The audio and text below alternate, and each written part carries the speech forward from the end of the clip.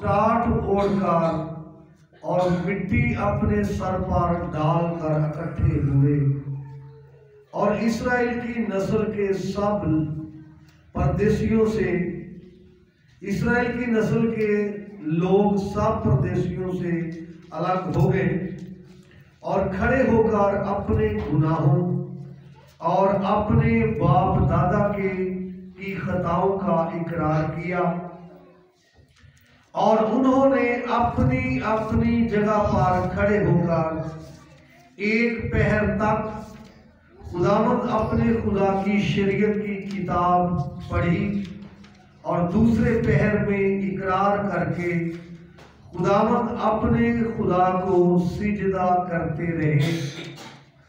तब कदमीएल, यीशु और बानी और सिबनाया और बुनी और सरबिया और बानी और कनानी ने लावियों की सीढ़ियों पर खड़े होकर बुलंद आवाज से खुदावंद अपने खुदा से फरियाद की।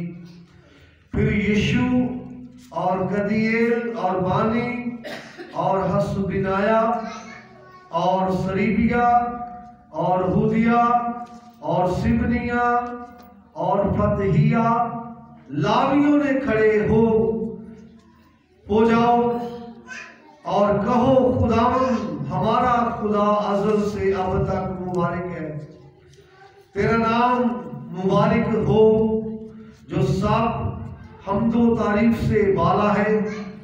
तू ही अकेला खुदावंद है। तूने आसमान और आसमानों के आसमान को और उनके सारे लश्कर को और जमीन को जो कुछ उस पर है और समुद्रों को और जो कुछ उनमें है बनाया, और तू उन सबों का परवरदिगार है, और आसमान का लश्कर तुझे सिजदा करता है। तू वो खुदावंद खुदा है जिसने अब्राम को चुन लिया और उसे कश्तियों के ऊर से निकाल लाया और उसका नाम अब्राहम रखा। तूने उसका दिल अपने हुजूर वफादार पाया। कनानियों और हित्तियों और अमूरियों और फिरजियों और यबूसियों और गिरजासियों का मुल्क देने का अहद उससे बांधा ताकि उसे उसकी नस्ल को दे, और तूने अपने सुखन पूरे किए क्योंकि तू सादिक है, और तूने मिस्र में हमारे बाप दादा की मुसीबत पर नजर की और बहराए कुलजुम के किनारे उनकी फरियाद सुनी, और फराऊन और उसके सब नौकरों और उसके मुल्क की सब रैयत पर निशान और अजायब कर दिखाए, क्योंकि तू जानता था कि वो गुरूर के साथ उनसे पेश आए। सो तेरा बड़ा नाम हुआ जैसा आज है।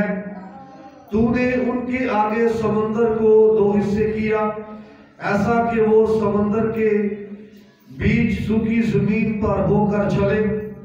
तूने उनका पीछा करने वालों को गहराओं में डाला जैसे पत्थर समंदर में फेंका जाता है, और तूने दिन को बादल के सतून में होकर उनकी रहनुमाई की और रात को आग के सतून में, ताकि जिस रास्ते उनको चलना था उसमें उनको रोशनी मिले। और तू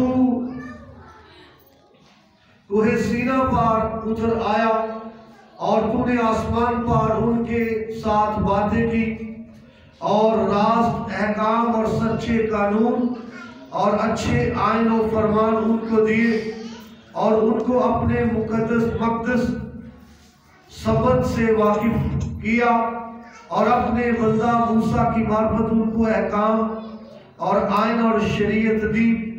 तूने उनको भूख मिटाने को आसमान पर से रोटी और उनकी प्यास बुझाने को चट्टान में से पानी उनके लिए निकाला, और उनको फरमाया कि वो जाकर उस मुल्क पर कब्जा करे जिसको उनको देने की तूने कसम खाई थी, लेकिन उन्होंने और हमारे बाप दादा ने घमंड किया और गर्दनकश बने और तेरे हुक्मों को न माना और फरमाबरदारी से इनकार किया और तेरे अजायब को जो तूने उनके दरमियान किए याद न रखा, बल्कि गर्दनकश बने और अपनी बगावत में अपने लिए एक सरदार मुकर्रर किया ताकि अपनी गुलामी की तरफ लौट जाए।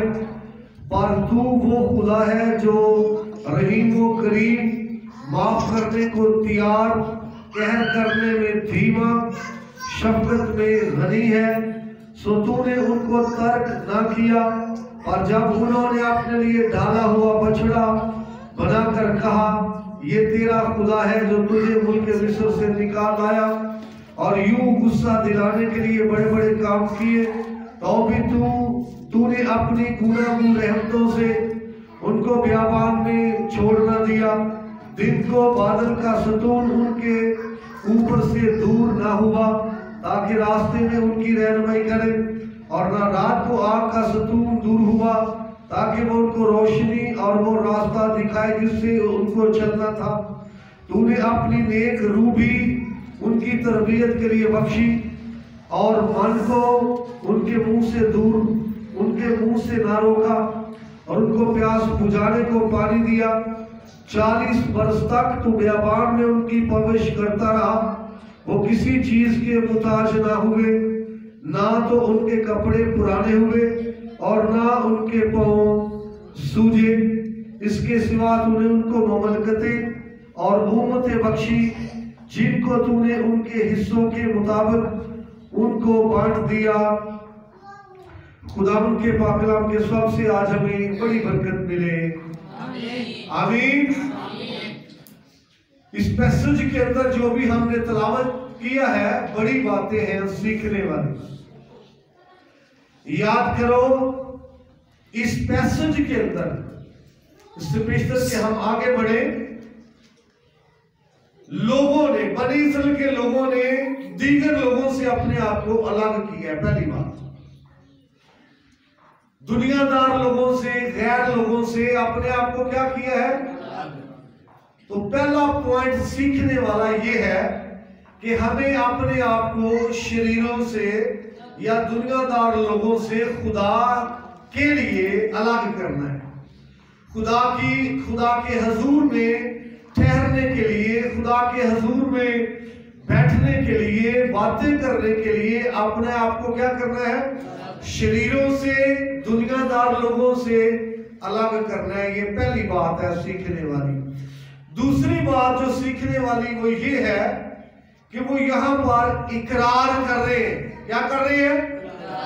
तो मैं इकरार के हवाले से 3 बातें आपके सामने रखना चाहता हूं बाइबल की रोशनी में। नंबर 1, अपनी जिंदगी का इकरार करना, अपने आप का इकरार करना, शख्सी तौर पर अपनी जिंदगी का इकरार करना, और इज्तिमाई तौर पर फिर अब खानदानी जो लोग हैं, खानदानी जिंदगी का इकरार करना।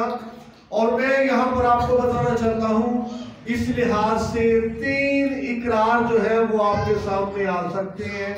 नंबर 1, शख्सी इकरार। क्या जी? अपनी खामियों का, अपनी कमजोरियों का, अपनी कोताहियों का, अपनी सुस्ती का, अपनी लापरवाही का, काहली का इकरार करना। नंबर 1 ये शख्सी इकरार है। और दूसरी बात, अपने अबाओ अजदाद का इकरार करना, जो यहां पर बनी इस्राएल कर रहे हैं। हो सकता है आप खुदा के साथ चल रहे हैं या चलते हैं। कई मर्तबा कुछ फैमिलीज आपको ऐसी भी मिलेगी कि जिनके अबाओ अजदाद खुदा के साथ नहीं चलते थे, या फिर वो कोई तवीज धागा पहनने वाले थे, या कोई गैर माबूदों के लिए दिया वगैरह जलाने वाले थे। तो यहाँ पर याद कीजिए, नंबर 2 पे अपने अबाओ अजदाद का क्या करना, इकरार। और तीसरा जो इकरार है वो अपने बच्चों का, वो अपने औलाद का इकरार करना। जैसे अयूब हर रोज अपने बच्चों के लिए वो क्या करता है, इकरार, और वो उनके लिए कुर्बानी चढ़ाता था।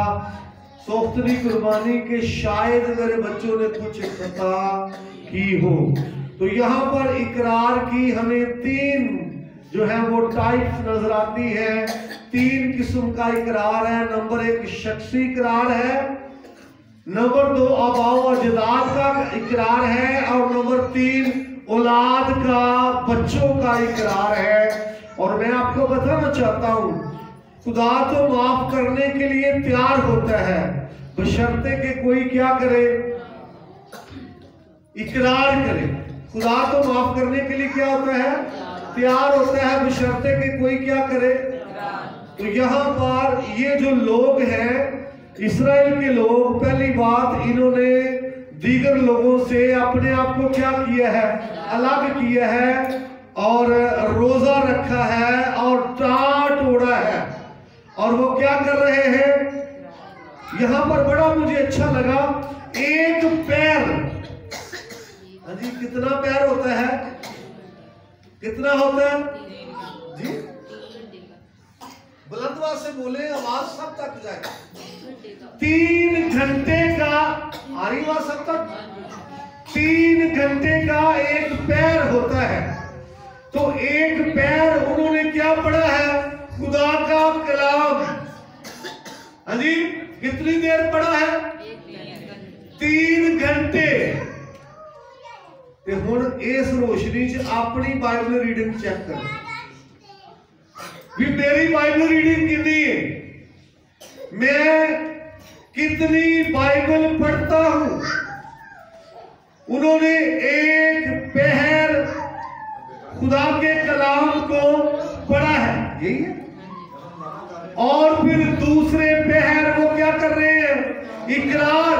दूसरे पहर वो क्या कर रहे हैं, उन्होंने इकरार किया अपने बाप दादा की, आबाओ अजदाद की बेवफाइयों का, कोताहियों का, लापरवाही का, सुस्ती का, नाफरमानी का, बगावत का इकरार किया। और फिर उन मेहरबानियों का भी जिक्र किया है जो खुदा ने उनके आबाओ अजदाद पर की थी। ये 3-4 मरतबा आपको मिलेगा कि हमारे बाप दादा ने बेवफाई की, लेकिन तू फिर भी क्या रहा, वफादार। तूने उस जो सतून था रोशनी का, उसको दूर ना किया। अगरचे वो बेवफा हुए, तूने उस साये को भी ना हटाया, बादल को, जो दिन को उन पर क्या करता था, साया। अगरचे वो क्या हुए, बेवफा हुए। और फिर यहाँ पर खुदा की रहमतों का जिक्र एक लफ्ज के साथ किया गया है, गूनागू। लफ्ज इस बोला है गूनागू, और गूनागू का मतलब है कसीर अल तदाद। गूनागू का मतलब है आप शुमार ना कर सके, गूनागू का मतलब है अनगिनत। तो वो कह रहे हैं हमारे आबाओ अजदाद पर तेरी क्या थी, अनगिनत रहमतें। हमारे बाप दादा पर तेरे बड़े बड़े क्या थे, एहसान। हमारे बाप दादा पर तेरी बड़ी क्या थी, मेहरबानियां। क्योंकि खुदा शफीक खुदा है और खुदा रहीम खुदा है। और डिटेल में आपको मिलेगा कि खुदावन कहर करने में धीमा और शफकत में गनी है। और यहाँ पर यही बात वो लोग कर रहे हैं, खुदा की इस खूबी को ये 19वीं आयत में आपको मिलेगा। यहाँ पर लिखा है, और पर जब उन्होंने अपने लिए ढाला हुआ बछड़ा बनाकर कहा, ये तेरा खुदा है जो तुझे मुल्क मिस्र से निकाल लाया, और यूं गुस्सा दिलाने के लिए बड़े बड़े काम किए, तो भी तूने अपनी गूनागू रहमतों से उनको बियाबान में छोड़ ना दिया। यानी वो इस काबिल थे कि छोड़े जाए। उनका रवैया ऐसा था कि उनको छोड़ दिया। तो वो कहते हैं तूने अपनी बेशुमार रहमतों और लातदाद मेहरबानियों की वजह से उनको छोड़। वो किसका जिक्र कर रहे थे? अपने आबाओ अजदाद का। उनका जिक्र कर रहे थे उन मेहरबानियों का जो उनके आबाओ अजदाद पर हो चुकी थी। उन रहमतों का जिक्र कर रहे थे जो उनके बुजुर्गों पर हो चुकी थी। और उस दरगुजर का, नोट करें जी, उस दरगुजर का जिक्र कर रहे थे जो खुदा ने उनके लिए किया। और 2022 में जरा अपने आप को इस रोशनी में चेक कीजिए, कितनी मेहरबानियां हम पर हुई। कई बार खुदा ने अपनी शफकत को दिखाया। हमारी जिंदगी में खुदा ने अपने अजायब दिखाए। हमारी जिंदगी में खुदा ने कई बार अपनी रहमत को नाज़िल किया, जरूरियात जिंदगी मुहैया की। और यहाँ पर बनी इसराइल की भी यही था। पानी चाहिए तो क्या दिया? पानी। रोटी चाहिए तो क्या दी? रोटी। साया चाहिए तो क्या दिया? साया। रोशनी चाहिए तो क्या दी? रोशनी। यानी जो चीज उनकी जरूरत की है वो खुदा ने उनको दी।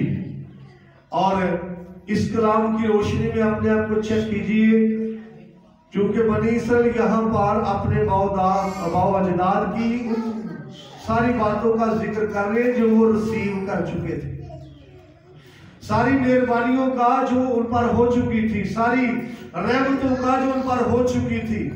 और 2022 में कितने लोगों पर खुदा की रहमतें हुई? शाबाश। कितने लोगों ने खुदा से कुछ रिसीव किया 2022 में? सभी ने जी। तो पहली बात उसको याद कीजिए जो कुछ हम रिसीव कर चुके। शख्सी लिहाज से हमने रिसीव किया, शख्सी तौर पर रिसीव किया, खानदानी तौर पर रिसीव किया, हमें माली तौर पर मिला, हमें जिस्मानी तौर पर मिला, हमें रूहानी तौर पर मिला, हमें खानदानी तौर पर मिला, हमें माली तौर पर मिला। जो कुछ हम रिसीव कर चुके हैं 2022 में, उसको याद कीजिए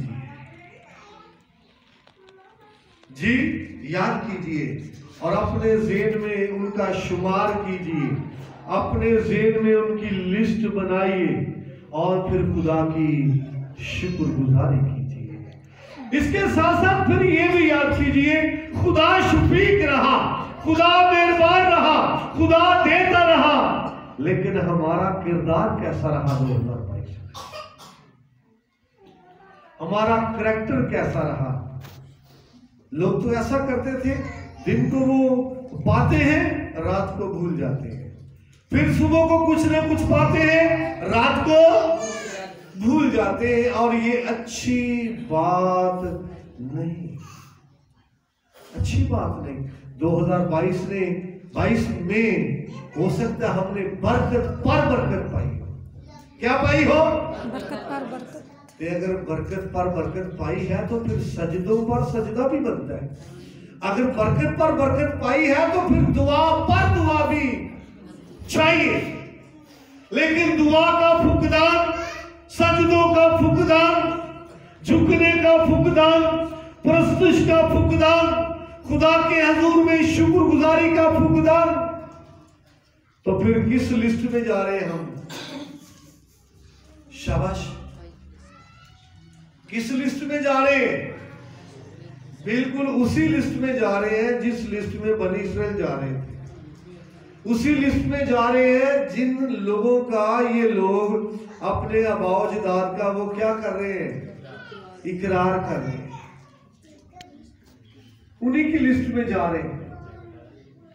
और खुदा जो है उन पर शफकत करता था, फिर शफकत करता था, फिर शफकत करता था, यकीनन, और ये एकदम से भूल जाते थे। 10 मरतबा तो आप याद करें, मिस्र के अंदर जितनी भी आफतें आई हैं बनी इसराइल में नहीं थी कोई भी।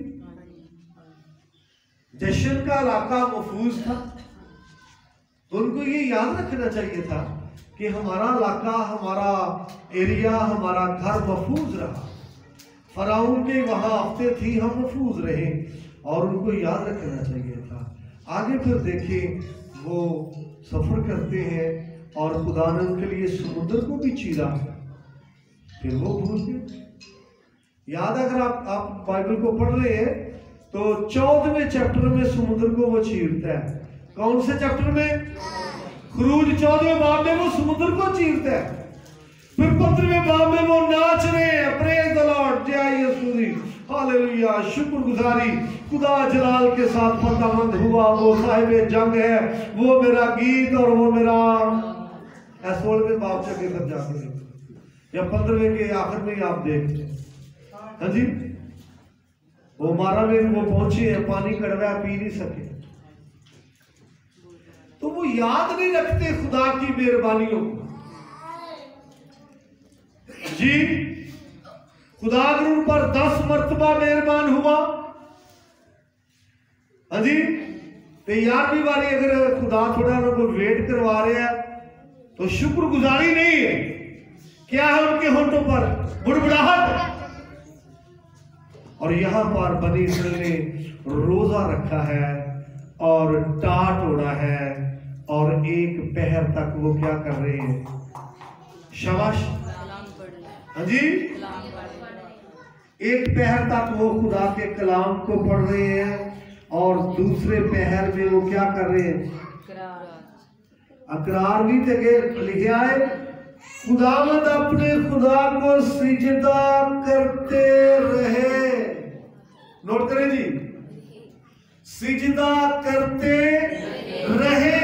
इसका क्या मतलब है? कि काफी देर तक वो झुके रहे, काफी देर तक अपने आप को खुदा की हुजूरी में सरेंडर किया है, काफी देर तक वो खुदा की हुजूरी में ठहरे रहे, काफी देर तक उन्होंने अपने आप को खुदा की हुजूरी में झुका दिया, और अपने अबौजदाद की खताओं का और उनकी लापरवाही, बेपरवाही, बेवफाई का इकरार करते रहे।